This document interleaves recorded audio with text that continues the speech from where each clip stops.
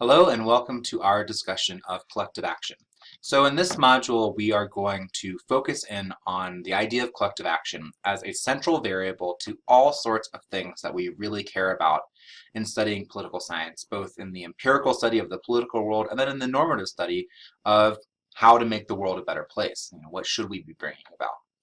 Now, as you can see here from the key terms that we're starting out with, these should all be pretty familiar to you for now, right? These are all things that we have covered before, and indeed we've seen collective action before pretty extensively. And we're going to build upon what we already know about collective action and collective action problems to better understand all sorts of things, not just things like the quality of democracy that we've already taken up, but also things like revolution and regime change, which it turns out are also very much linked to collective action, where it does and does not break out. So let's get started by thinking about what we mean when we say collective action, as a little review here. So in terms of collective action, it's a pretty straightforward concept to understand. Of course, collective action is, instead of me acting alone, just me alone, this little fish here, acting as part of a bigger group, acting collectively with lots of other individuals. And of course, this is sort of the old idea that, the big fish might prey on the small fish, but if all of the smaller fish, or just a lot of small fish, work together, they then can, turn the tables. They can get what they want done. Here, of course, they're about to eat a big fish, but the metaphor is that the people can really exert a lot of control. And that where people are able to act collectively, not act as lots of just sort of individuals doing their own separate things, but act together, working as one, they can really accomplish enormous things. And the history of politics really bears lots of examples of that. So collective action is then really critical to all sorts of goods, public or otherwise. So collective action is important to understand things that we normatively care about, like high-quality democracy. So think about the idea of popular sovereignty, which is so central to the ideal type of democracy. Of course, as a review, popular sovereignty is that idea that the people, popular, right, exercise sovereignty, exercise the ultimate authority of the state, that the true ultimate legitimate authority of the state only comes from the people. Well, what does that require? And obviously, it requires that the people exercise their will, that the people exercise that sovereign power, and that they participate. But of course, that can be really time-consuming, and we just can look around and see that lots of people don't spend very much time thinking about politics, let alone participating in politics to bring about social change.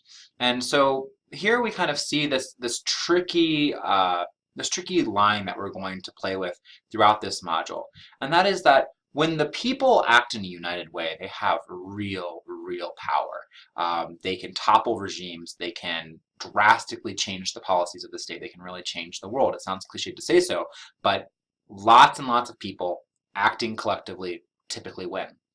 Here's the rub, though.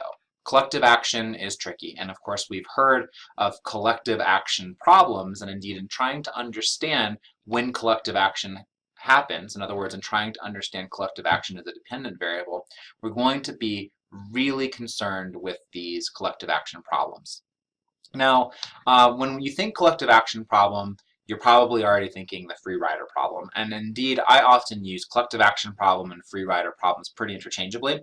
If you want to be picky about it, which I will never be when I grade you, but just for your own enlightenment, if you could think of collective action problems as a really broad type of problem in which, as a group, we might have an incentive to do one thing, but individually I might have an incentive to do another thing. The free rider problem is, I think, the most generalizable example of that, and it takes place in all sorts of contexts, but we'll meet some other flavors of collective action problem, particularly when we talk about international relations. But the basic logic of collective action is that difference between what our interests are as a group and what our interests might be as individuals. And the free rider problem applies particularly when it comes to public goods. And indeed, collective action can be really critical to providing public goods.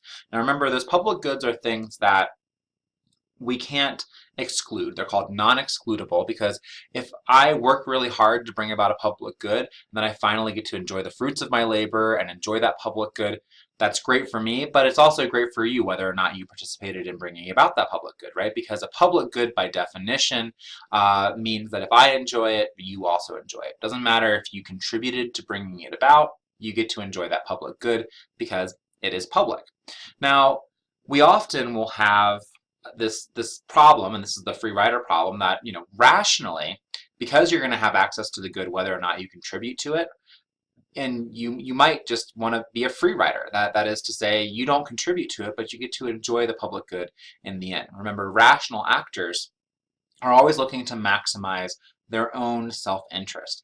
And if you think about it, well, it can be great to contribute to a worthy cause that can make you feel good. Maybe that's part of your self-interest, but it can be time-consuming. It can be actually expensive. It can be difficult. It can be challenging.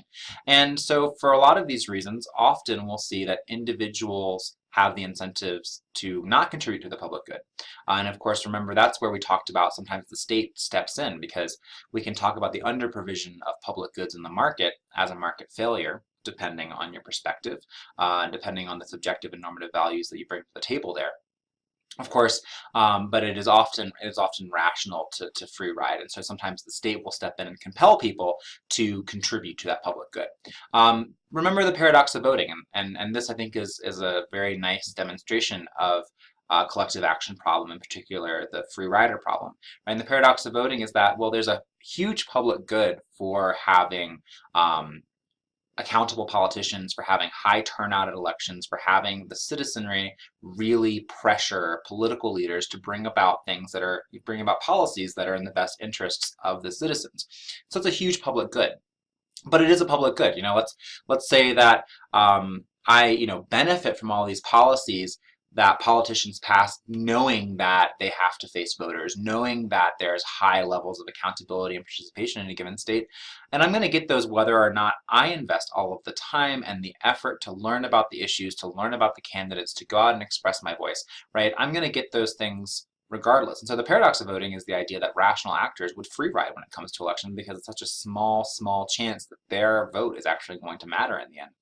Well, of course, if everybody were to free ride, then we wouldn't have any accountability, we wouldn't have any participation, and we wouldn't really have a democracy. We would have political elites being able to do whatever they wanted to do without any oversight from the populace.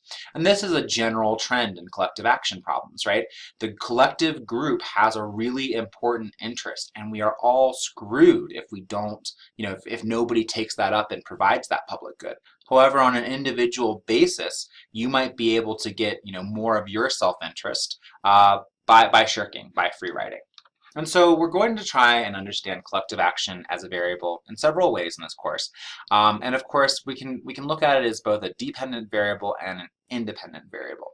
And when we look at it as a variable, often what we're asking, here is collective action. When do we successfully overcome a collective action problem and actually see some collective action?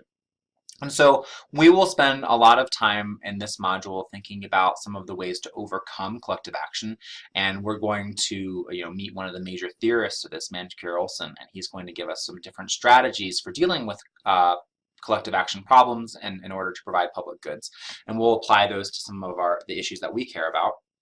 And we'll also spend a lot of time looking at things that collective action affects. In other words, looking at collective action as an independent variable affecting several dependent variables. Things like why certain interests are represented, or why revolution does or does not break out. And so let's look at those really quickly, just for illustrative examples. Of course, one of the major dependent variables that is affected when collective action does or does not take place is policy change, or mobilization of certain interests and interest groups. If you think about the Sierra Club or the National Rifle Association, of course, these are groups that represent, members of the public acting collectively, and they are able to exert real policy pressure upon political elites to bring about things that they care about, right? Of course, for the Sierra Club, they're able to promote conservationist, pro-environmental policy agenda.